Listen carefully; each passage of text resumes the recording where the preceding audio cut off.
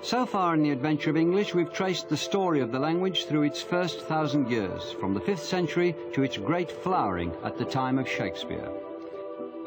What began as a minor Germanic dialect had come to these shores with the Saxons, endured invasion by Vikings, and 300 years of suppression by Norman French, during which time English virtually went underground. It had even toppled Latin as the language of worship and philosophy, and by the Elizabethan age, English completely dominated this sceptred isle.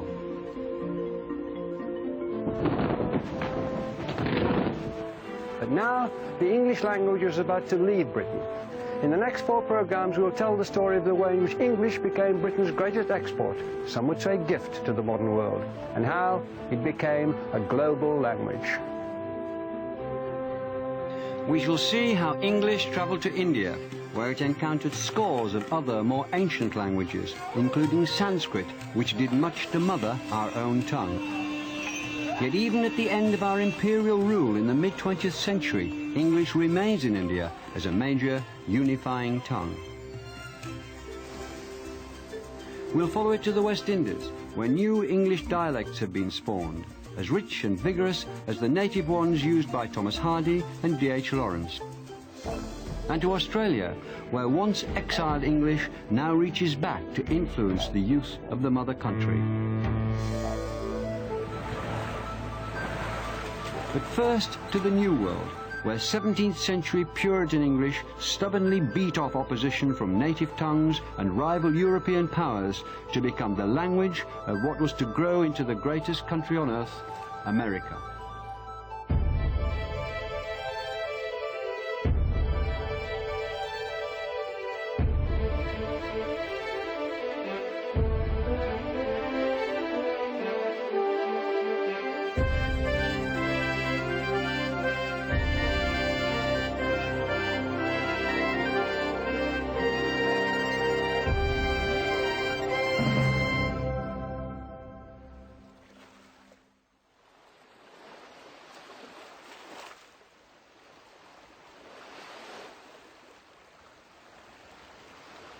This was the newfound land. To the first settlers' eyes, this was a vast and it seemed empty space. And yet it's because of their first determined steps onto this soil nearly 400 years ago that English would one day speak for America.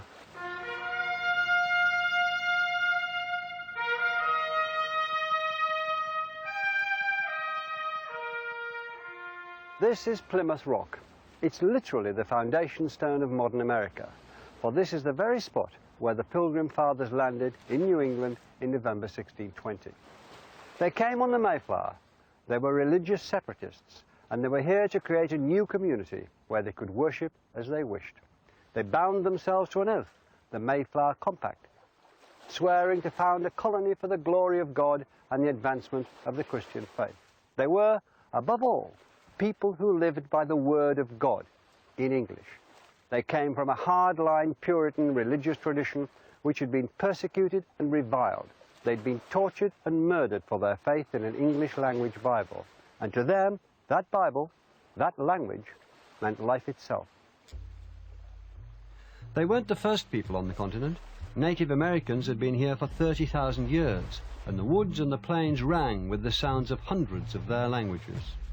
When the Pilgrim Fathers looked around them, instead of a new Eden, they saw what they described as a hideous and desolate wilderness, full of threat and danger. And for the season it was winter, and they that know the winters of that country know them to be sharp and violent, and subject to cruel and fierce storms. Dangerous to travel to known places, much more to search an unknown coast. Besides, what could they see but a desolate wilderness, full of wild beasts and wild men? And what multitudes there might be of them, they knew not. They were cold, hungry, and prey to sickness. Nearly half of the company of 144 died that first winter. It wasn't going to be easy to turn their oath into reality and to give English its toehold on the land. The Pilgrim Fathers had one advantage, though. They had come here to stay, and they wanted their settlement to be English. New England, they were to call it, but True England might have been more accurate.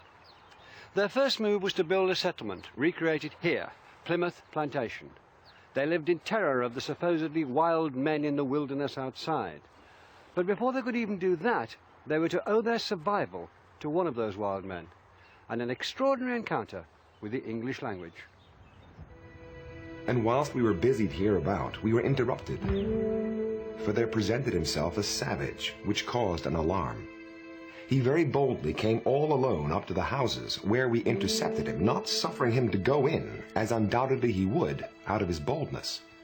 He saluted us in English, and bade us welcome. So, welcome was the first word spoken by a native that the Pilgrim Fathers understood. The man who'd come out of the wilderness had picked up some words from the English fishermen who worked the coast.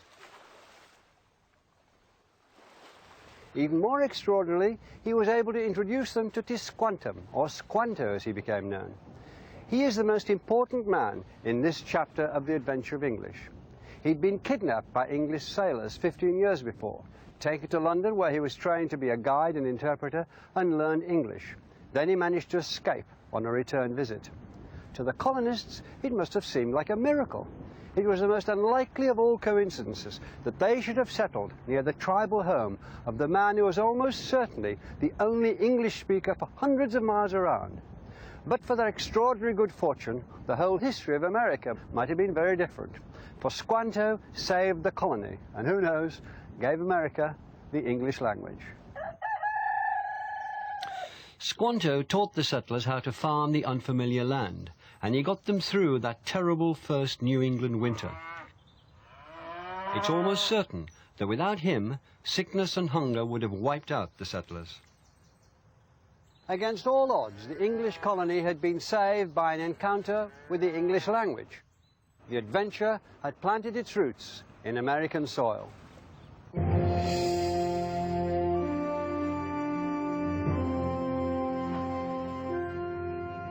The settlers had a new country, full of new places and geographical features, new animals and plants. They needed words to describe them, and occasionally they turned to the native languages. Skunk was derived from the local language, and squash for the variety of pumpkin grown here. Squaw, meaning young woman, was a local word, as was papoose, a young child, and wigwam was another early borrowing from the local languages. But what's really remarkable is not that these words did enter the English vocabulary, but how few of them there were. For centuries, English had been borrowing words in their thousands from Latin, Danish, French, and every other language it had come into contact with. But here, faced with the richness of an entire continent, the English borrowed words not in thousands, but in handfuls. The writings of the Founding Fathers here run to thousands of pages, but contain less than a dozen borrowed Indian words. So why are there so few? In a strange new country, the English settlers may have taken great comfort in making the objects around them at least sound familiar. Look at the names they gave the local terrain: Falmouth, Yarmouth, Boston, Cambridge, Billericay, Bedford, Taunton. They were trying to recreate the English shires in the American wilderness. And perhaps there was desperation here, as well as determination. But through language, their own, they would survive, as they had in the old country. So they put a wall between themselves and the native world. In the end, we must conclude that they were here to impose their habits and their language on the land, not to be changed by it. Words, God's good English words, were at the heart of the lives of the settlers here. Improper speech was a crime.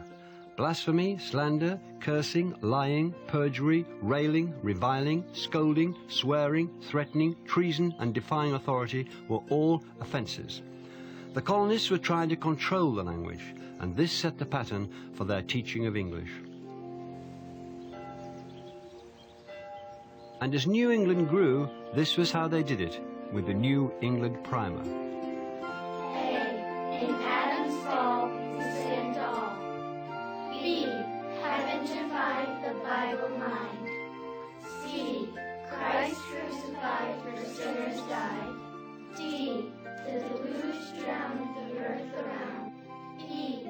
Elijah From the very beginning, Americans took immense care over the correct teaching of English. It was taught well and in a way that was highly religious, and this set the tone as English spread. It wasn't all going English's way, though. Other European powers were jostling for influence in the New World. Delaware, where a Swedish settlement had taken root, was conquered in 1655 by the Dutch admiral Peter Stuyvesant and incorporated into the Dutch New Netherlands. His base, New Amsterdam, was in turn conquered by the British in 1664 and renamed New York. There was rivalry with the French, which turned into war.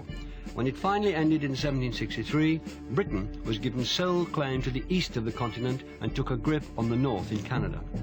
Even the Spanish colony of Florida came under British rule. But perhaps the real edge that gave English a stronger presence than the other European languages came not through the gun, but through the ploughshare.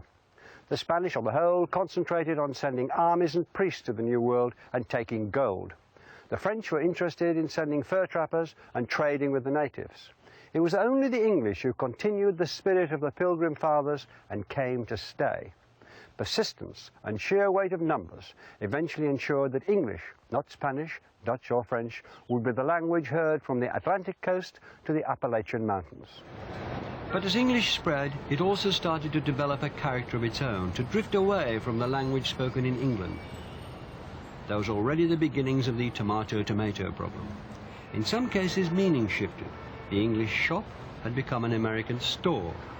Lumber meant rubbish in the old country. To Americans, lumber was, and still is, cut timber.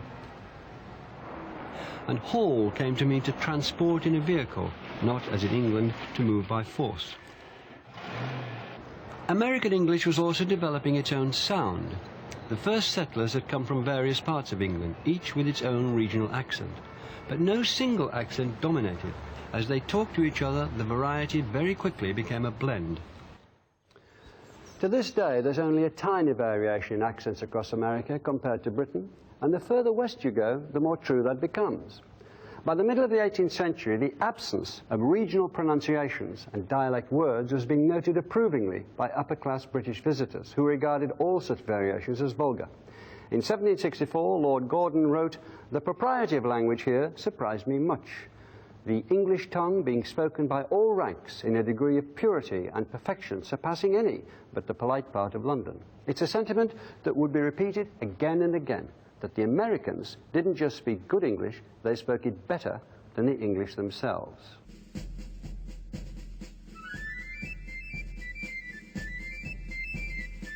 It wasn't only where language was concerned that the colonists began to stand up to the English. Tension was growing between them and the Crown.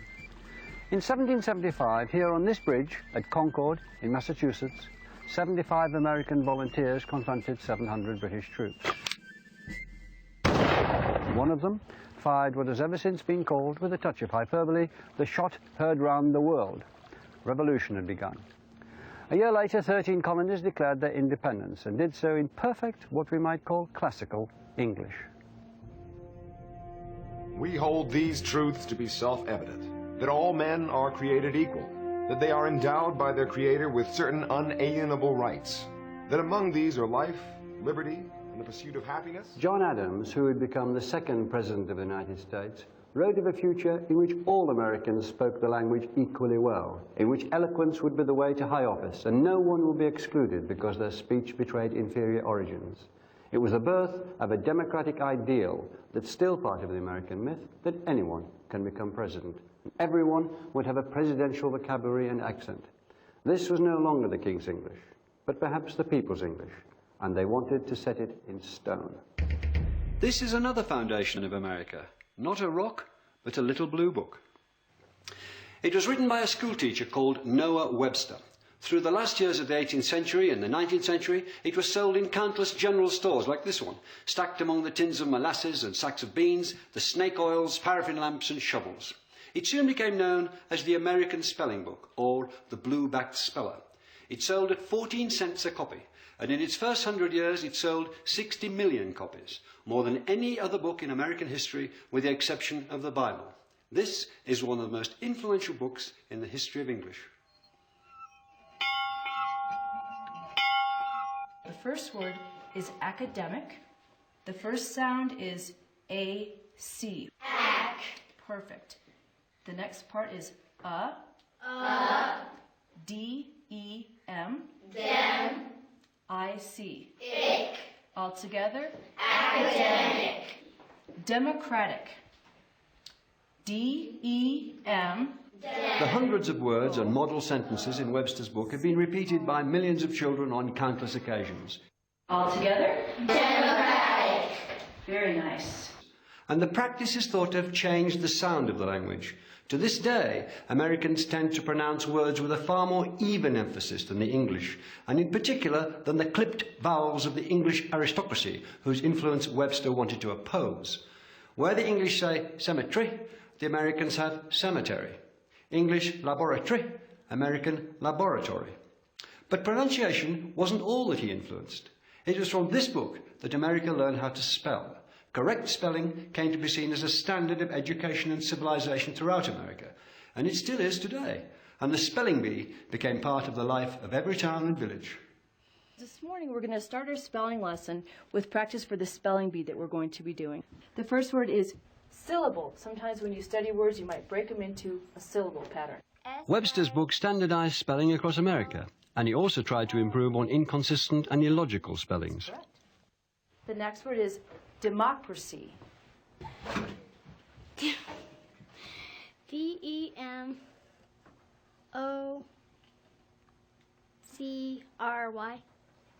Under Webster's system, honour, colour, and a score of similar words lost their U. Double letters were reduced to single ones, like the L in traveller or the G in wagon. ER replaced RE as the ending of theatre or centre. Defence with a C became defence with an S. Axe lost its E. Axe. A-X. Perfect. I see you've all been doing your homework. England had made the language, but America had begun to claim its future. By the 1820s, East Coast America was presenting itself confidently as the guardian of English, beating off vulgarity and fashion. There was even a cheeky motion proposed in the House of Representatives to invite the sons of the English aristocracy to come to America to learn how to speak properly.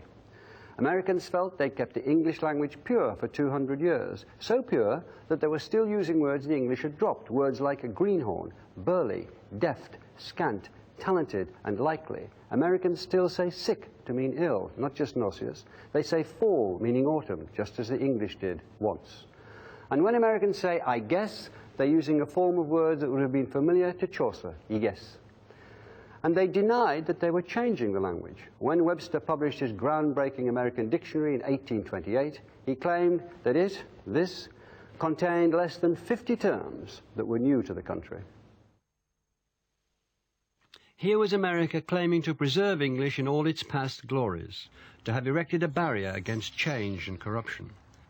But they could no more exclude these natural developments in the language than the first colonists could hide behind their stockade from the world beyond.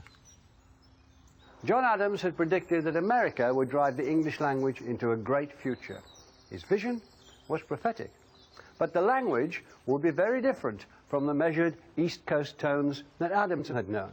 American English was going west and going wild.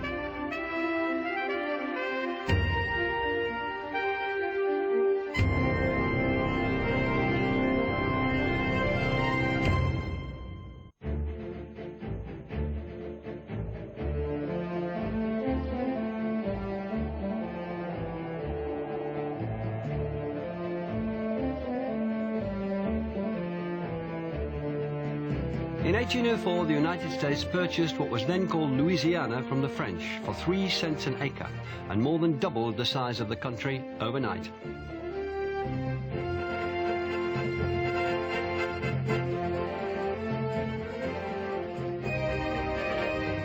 And these lands were nothing less than the whole American heartland, the great plains and prairies drained by the Mississippi River and its tributaries like the Missouri, Ohio, and Tennessee.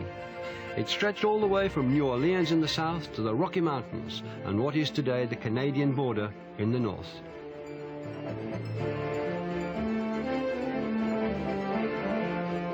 Jefferson, the president, sent an expedition of 45 men under the leadership of Captains Meriwether Lewis and William Clark into the unknown interior in search of a navigable river route to the west coast.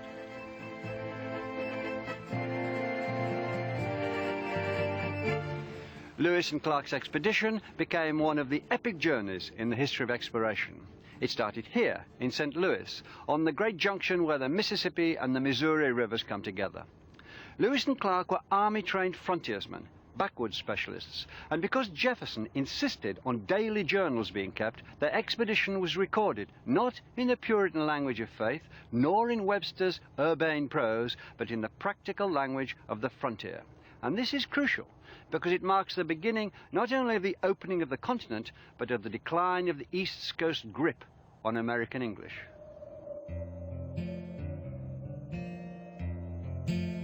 We finished butchering the buffalo, and on my return to camp, I trod within a few inches of a rattlesnake, but fortunately escaped his bite. We also passed another creek, and a very bad rapid which reached quite across the river. A female elk and its fawn swum down through the waves which ran very high, hence the name of Elk Rapids, which we instantly gave this place. Opposite to these rapids there is a high bluff, and a little above on the larboard, a small cottonwood bottom in which we found sufficient timber for our fires and encampment. These are words peculiar to America, or in a peculiarly American use. In England, a creek is a tidal inlet. In America, it's broadened its meaning to cover all manner of streams. Adjectives turn into nouns, rapid into rapids. And bluff was coined here to describe flat cliffs. Rattlesnake was another of those descriptive combinations of English words, as was cottonwood. And elk is one of the words imported from England and applied to a different beast. Buffalo, though, had been an English word for over 2 centuries, imported from a Portuguese book about China. Lewis and Clark's journals include not Webster's 50 words peculiar to America, but over 2,000 of them. Most are names of objects, a great catalogue of flora and fauna and man-made items that were new to English eyes. Words like hickory, hominy, maize, moccasin, moose, opossum, pecan, persimmon, toboggan are derived from native languages, as well as more obscure words like kinnikinnick, a mixture of leaves for smoking, pemmican, a preserved mixture of meat, fat and berries, and tamarack, a kind of larch. Others are English coinages with descriptive properties of their own. The whippoorwill, a bird named by the sound of its call, or the mockingbird, a name inspired by its habit of imitating other birds' songs. And there are hundreds of names made by combining existing English words from black bear, bluegrass, bottomland, backtrack, box alder, brown thrush, buckeye, bullfrog, bald eagle, and blue jay, to sapsucker, snowberry, snowshoe, sugar maple, whistling swan, timberland, tumblebug, turkey buzzard, and yellow jacket. But this was just the beginning.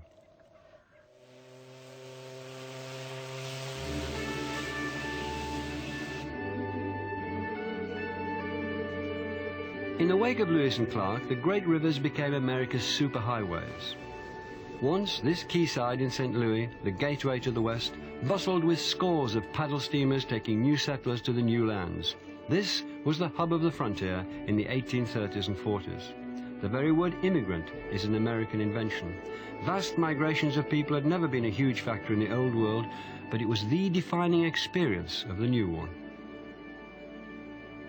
And new settlers brought new linguistic energies. The Pilgrim Fathers had come primarily from the south and east of England, but 2 centuries on, Americans were as likely to come from Scotland, escaping the aftermath of the Highland clearances, or from Ulster, often driven out by famine, high rents, religious intolerance, or simply looking for the chance to make a new and better life. As many as half the population of Ulster crossed the Atlantic, and many kept moving west. They became a major part of the rich mix of people who were creating a new American country and a new American voice.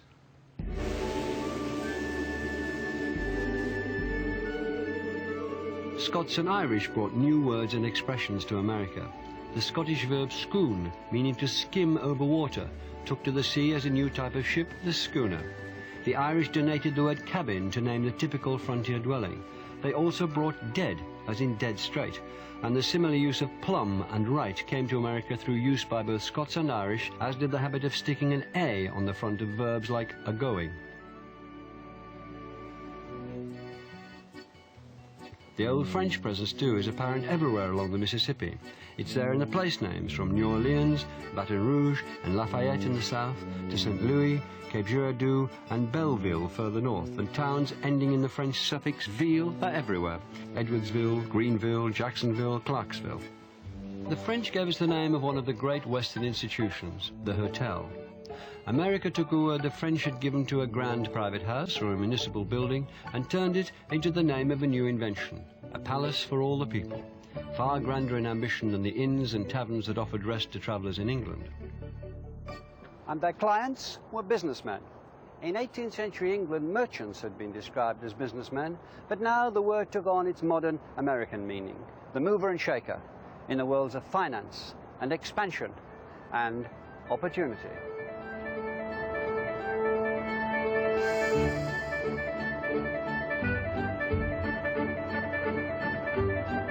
The country was on the move and on the make. The river teemed with poor migrants, rednecks, who got their name from the way their necks were burnt by the sun as they bent to work in the fields. Because they couldn't afford the steamboat fare, they travelled on rafts, which they steered with oars called riffs, so they were known as the riffraff.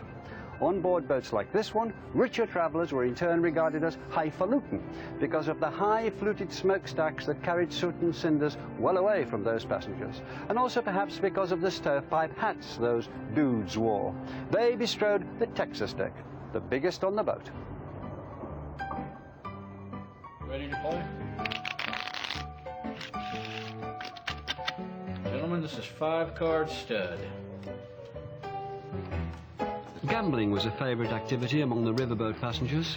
Pass the buck and the buck stops here both come from such card games. The buck was a buckhorn-handled knife passed round to show who was dealing. And they're just the start of the phrases that American gamblers gave to the language in the middle of the 19th century. I'm assuming you have an ace.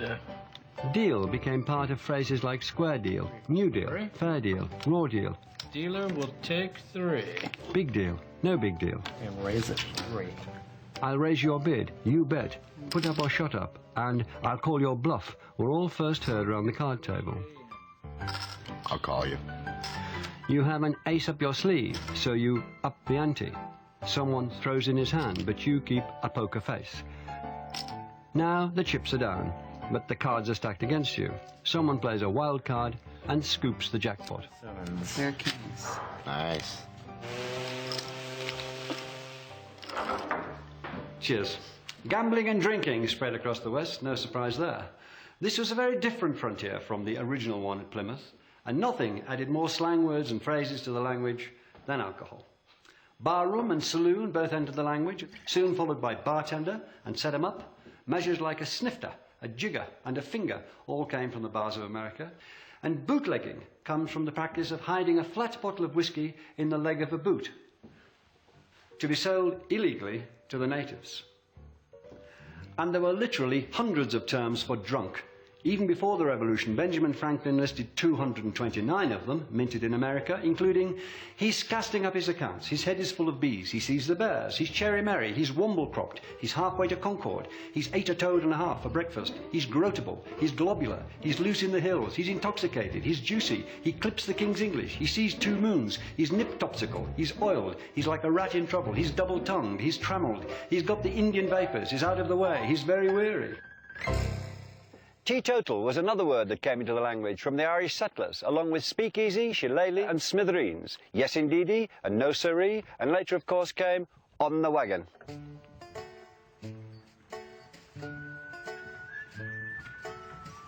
Westward expansion had long been the cause of land disputes between the settlers and the natives, and once they left the great rivers for the wagon routes like the Oregon and the Santa Fe trails, contact and often friction between migrants and Indians increased.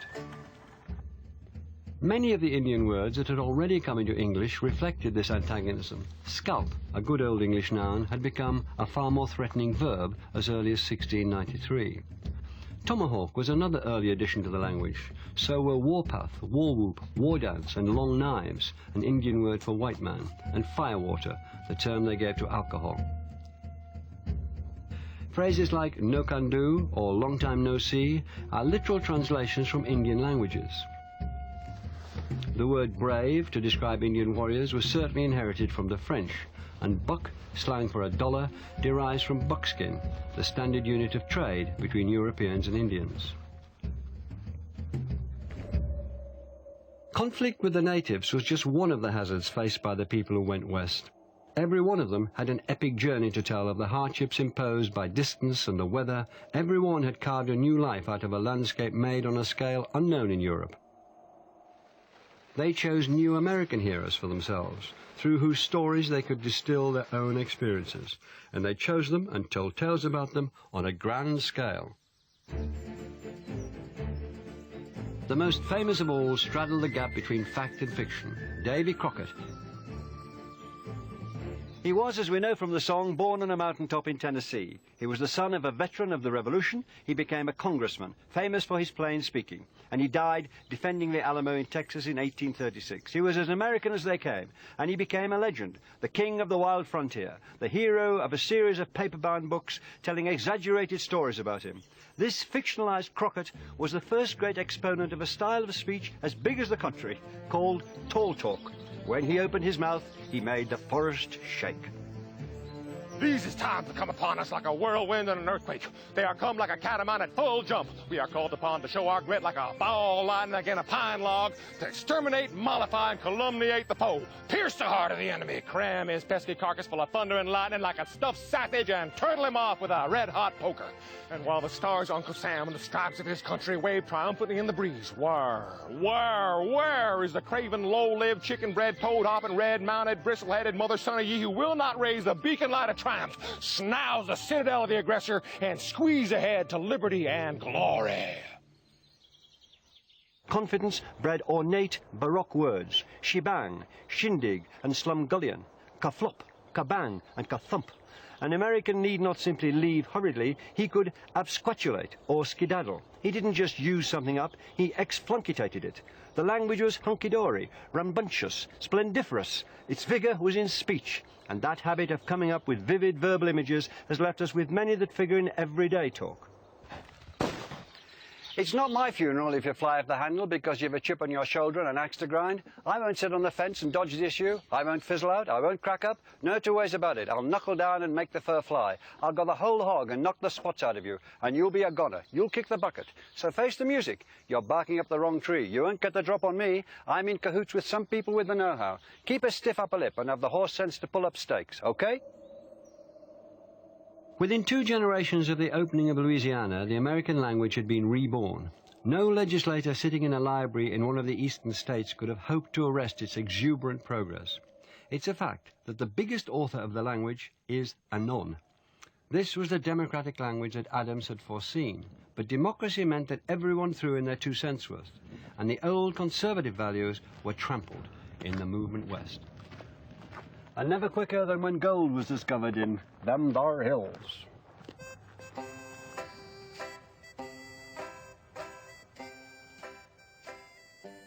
Gold fever brought tens of thousands of people from the eastern states, and their letters home were loaded with new words. Prospector was one. They wrote about how they'd staked their claim, about how they hoped that gold dust would pan out of the water that they were sieving, or they would strike it lucky or strike it rich and produce a bonanza, which came from the Spanish word for fair weather. And for the first time, a surefire investment became known colloquially as a gold mine.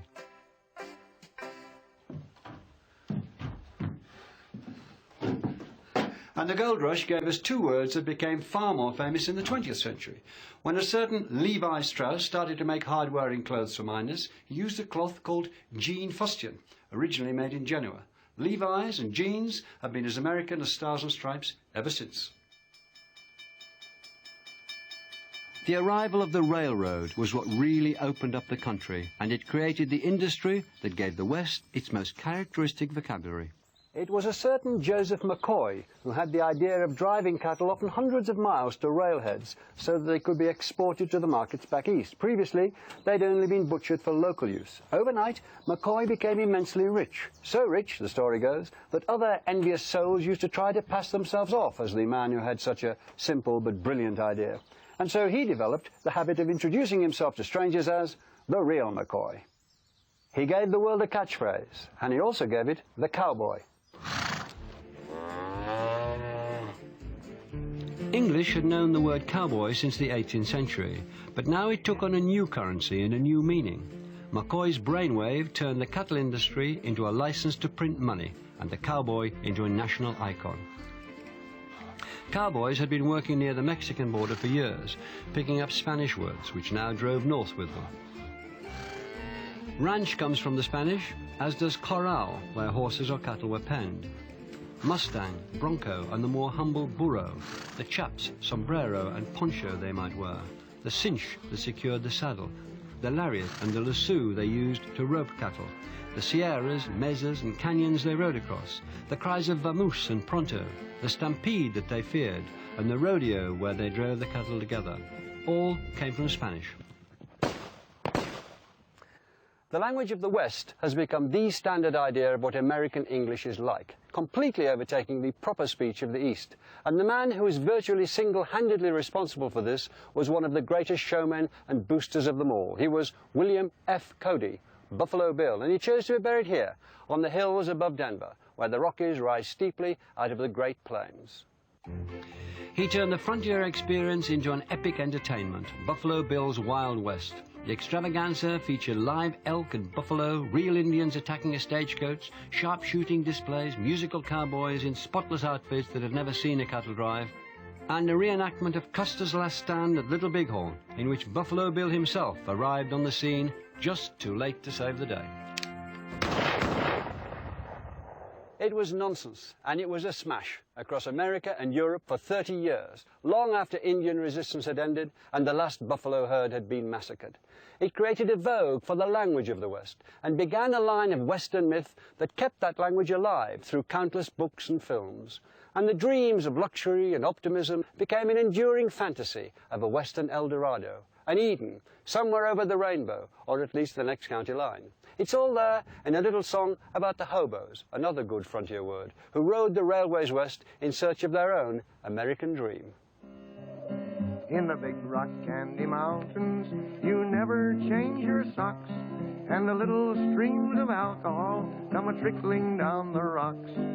The brakemen have to tip their hats, and the railroad bulls are blind. There's a lake of stew and of whiskey, too. You can paddle all around them in a big canoe in the big rock candy mountains. But there was another group of Americans who'd never been invited to share that dream, the black slave population of the South.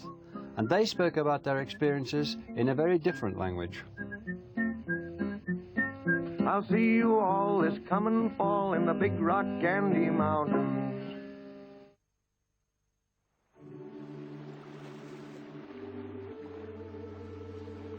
This is Sullivan's Island, a little patch of land in Charleston Harbor off the coast of South Carolina. It was the first taste of America for hundreds of thousands of immigrants in the 18th and 19th centuries. But the immigrants who came through here hadn't chosen the American dream of a better life. They had been sold into slavery. Sullivan's Island was a holding pen for imported slaves. Between half and two-thirds of them entered America here, before being sold on mainly to work on the cotton plantations. There's no Statue of Liberty here, just this plaque, erected in 1999 to commemorate their arrival. They came here from the countries of West Africa and from plantations in the Caribbean. Slaves who spoke different languages were put together on the same sea voyage here to stop them plotting together to seize control of the ship. So on ship and on shore, there was a great babel of languages. The slaves had to find a tongue in which to talk to one another and to their masters. It was English, but English very heavily influenced by African ways of talking. Then you all get home and put his board and get it all stuff in the sack. Yes, next thing you know, the man and knock on the door. Yes, sir. So you just been out in the creek just now? Yes, sir. Just come up the creek, sir. Yeah. I tell you, you take the gully out of your face and anything, you have a spot of tea. The language these people are talking is Gullah, which has survived as a distinct variety of English here around the South Carolina islands. This fella come here and walk up on the bank and say, what are you doing up on that bank there? And he said, don't you notice it's thought by many people to be the closest we can get to the kind of language that would have been spoken by the slaves in the 18th and early 19th centuries, and that this is the origin of modern Afro-American vernacular. after John get off about 50 feet off, and John look over there. Yeah. And he go into his boat, and he look, his boat done sank down. He start hollering, hey, help, help. John said, I ain't rough as yet. We put together varying African words along with Elizabethan English and came out with something that sounded like a this year when Hana the Yeti we talk like a this. So sometimes people think maybe it's English, then they go, but not quite. There were Igbos, Mandinkas, Malinkes, Yorubas, Golas, Gidzi, Afik, Mende that were all kidnapped, captured, and then isolated together on these islands during enslavement. Once the slaves reached the plantations, they lived in cabins like these beside the main house. Here, many words that came into Gullah from African languages have found their way into standard English. Words such as banana, which comes from the Wolof language spoken in Senegal, and voodoo, traceable to an African word for spirit in the language spoken by the Yoruba people. Other African words which have entered standard English include the animals zebra, gorilla and chimpanzee, the musical terms samba, mambo, banjo and bongo, and the food and plant names guba, meaning peanut, yam and gumbo, meaning okra.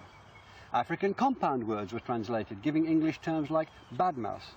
And nitty-gritty originated as a term for the grit that accumulated in the bilges of slave ships. As well as vocabulary, Gullah employs some grammatical features that differ from standard English. If someone say, "Hana going to do that," I be done to them. Okay? So they asking, "Are you going to do it?" I already did it.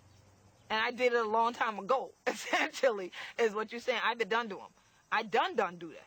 You see? So if you hear somebody say, I done do that, that means they did it and they did it a long time ago. And why are you asking me it? Oh, again, basically. So it's a lot more going into it. So if someone said, well, Hunter going over there, Hunter done yet, they say you're going over there. I been done yet that. But it done do that too. But I been going there, but they ain't been did it. Why Hunter ain't been did it? When I been did it, Hunter ain't been did it. You see? So it's like, well, you were going over there. Yeah, I already went there. But when I went, you weren't there. But I was there. But you're right. I wasn't there when you were there. Phrases like these have a rich and economical expressiveness. In other ways, Gullah and other black Englishes have stripped down their grammar. They drop verbs like is, use don't where standard English says doesn't, and omit the apostrophe and s that standard English uses as a sign of ownership. This kind of simplification is common when languages meet and emerge as a new hybrid.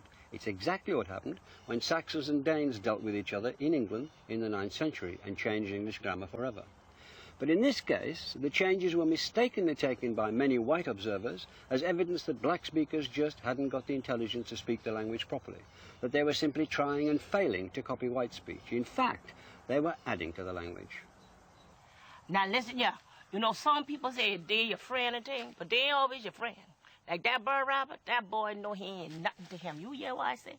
That cutter was slow motion, and that bird rabbit just as slick as him wanna beat. But black speakers had their own tradition of performances that showed just how flexible and expressive their language was. They told stories, and they're still told today. And now Hong Tong come, rope, rope, rope, rope. And oh, I tell you, bird rabbit, he'll take off and lickety split. Brer Rabbit is a direct descendant of animal tricksters who feature in African folklore. I say, Brer Rabbit, you to tell the truth about Cutter? He said, yes, sir, ma'am. I say, you lie, ting, ain't no truth in you. Ain't no truth in you, no way. But folk tales weren't the only thing that fueled dreams of freedom. With English, the slaves had learned Christianity. White society thought it would teach obedience. The Bible became as central to the lives of the slaves as it had been to the first settlers in New England. But the message they found in it wasn't obedience. It was liberty. Once again, the Bible in English became the book of freedom. Yeah, Jesus calling. Who I want to go. Yeah, Jesus calling. Whoa. Who I want to go. And he's calling for the sinner. Who I want to go. Oh, children, una better get ready. Jesus be coming back. Una want to go. Una.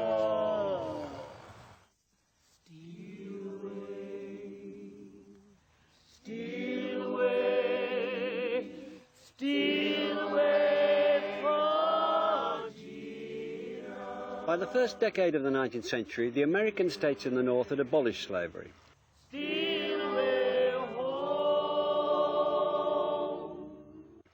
blacks of the South sang "Steal Away" or "One More River to Cross" or "Bound for Canaan Land," they were introducing new words and sounds into the language, and they were also singing not just about the next world, but about this one, about the hope of escaping to the north and to freedom. The chains of slavery were rusting, and on the 12th of April 1861, in the early hours of the morning, shots were fired at Fort Sumter in Charleston Harbor, just behind me. This was the start of the American Civil War, which the North, of course, was to win. 4 years later, Confederate forces abandoned Charleston. The Union Army marched in unopposed. They freed the slaves.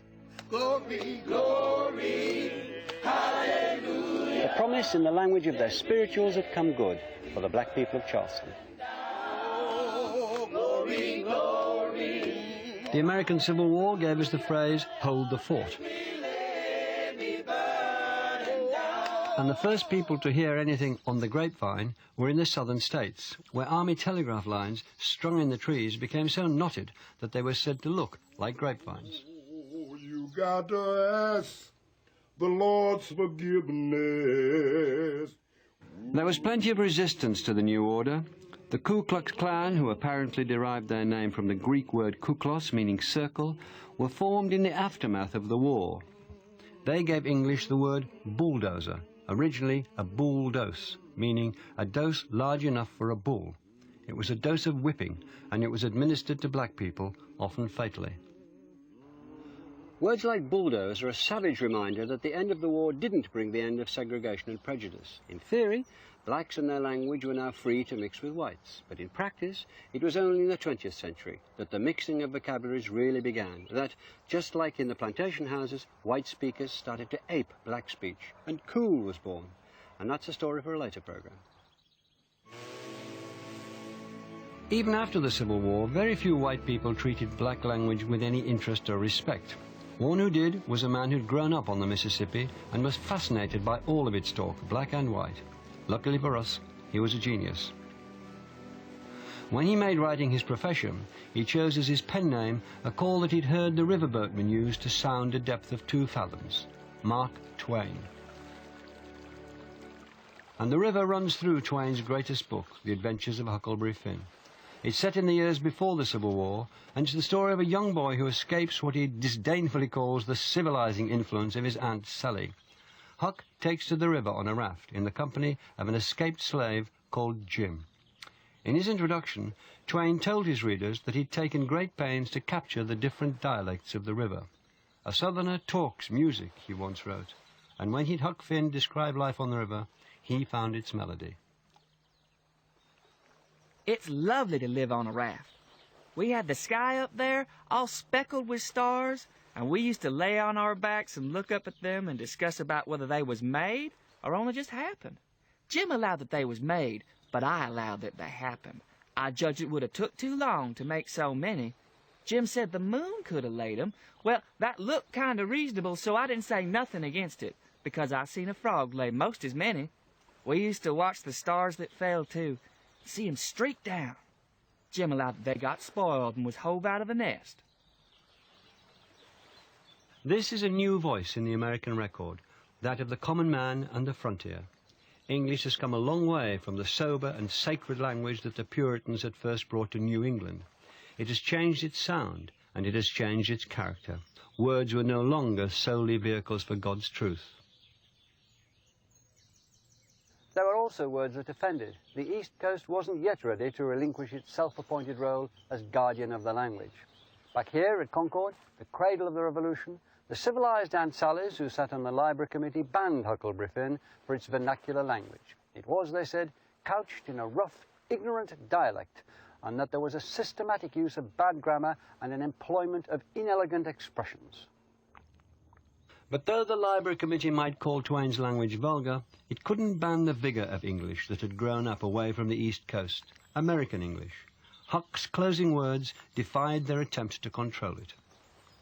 There ain't nothing more to write about, and I am rotten glad of it, because if I'd have known what a trouble it was to make a book, I wouldn't have tackled it and ain't a-going to no more. But I reckon I got a light out for the territory ahead of the rest, 'cause Aunt Sally, she's gonna adopt me and civilize me, and I can't stand it. I've been there before.